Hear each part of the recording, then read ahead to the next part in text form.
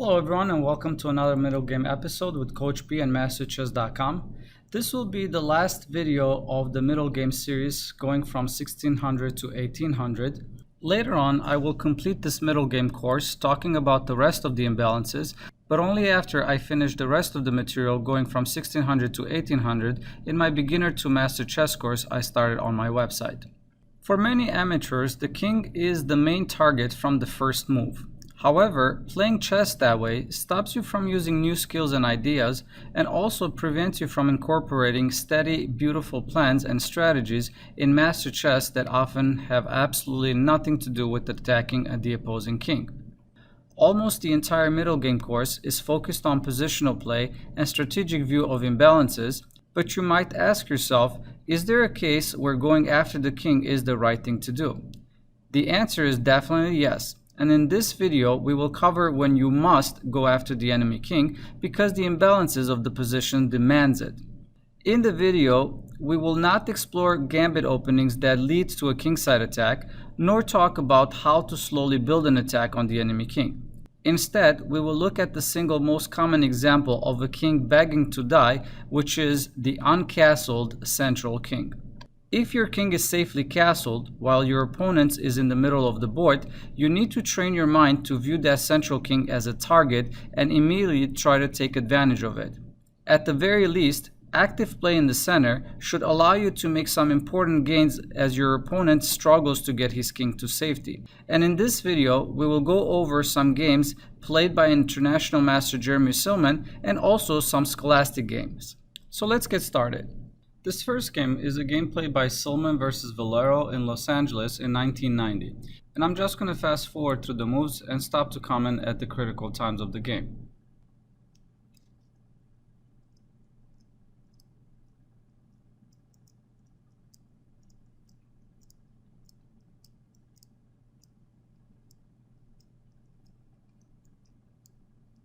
And this is the position that was reached after just 11 moves. And if we analyze it a little bit, we could see that white is clearly better. And in fact, black is already lost. His pieces are inactive, white possesses a huge space advantage in the center, and also black's king is still in the middle of the board. So let's continue and see how Silman took advantage of that. From here, Silman played knight to g3, black responded with h5. Coming back, I do want to mention that castling here is not good either. If black here castles, well, after bishop takes g5, queen takes g5, bishop takes h7 check, king h8, and f4, white has a really strong attack on black's king, and he's not going to be able to last very long. But coming back in the game, black responded with h5. Also, starting an attack when the king is still in the center, it's not a really good idea, as we will see in this game.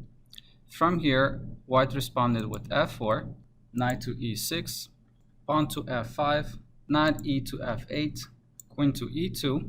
White here is trying to open up some files and diagonals so he can go after black's king. The queen on e2 also keeps an eye on the h5 square. In case black responds with pawn to h4 attacking the knight, knight to h5 will be a very powerful move. The game continued with queen to e7. Black dreams of being able to castle queenside, but white has no intention of allowing him to do that. From here, white responds with f6, g takes f6, knight to f5, attacking the queen, queen to d8. Coming back, here black cannot respond with queen to e6, allowing the black king to castle queenside because after knight to g7, the queen is lost. So therefore, queen to d8 was forced.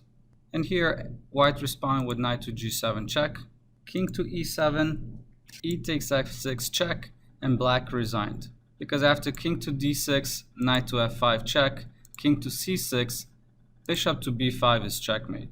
This next game was played in California in 1994 by Jeremy Silman versus an expert named Dan Baran who was rated 1950 at the time. So again, I'm going to fast forward through the moves and comment at the critical moments.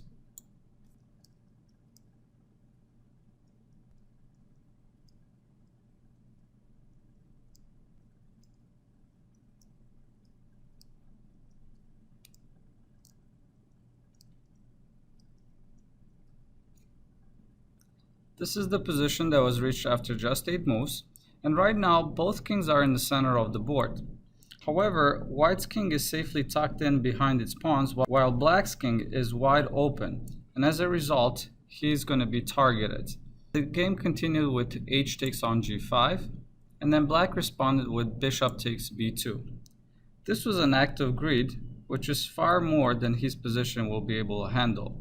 Coming back, better would have been h takes g5, after rook takes h8, bishop takes h8, and then queen to c1. Even though white is clearly better, black still can play the game.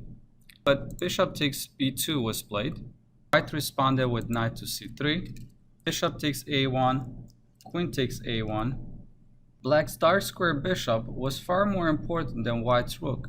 It was defending the dark squares around his king, and his king being in the center is now definitely vulnerable for an attack, and now the queen on a1 will be able to leap in and attack the king on dark squares via the a1 to h8 diagonal.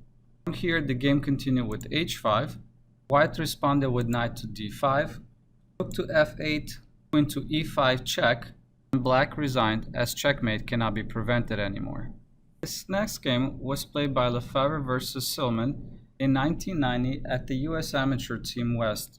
And again, I'm going to stop to comment only on the critical moves. Here, Silman is playing black, while Lefebvre is white.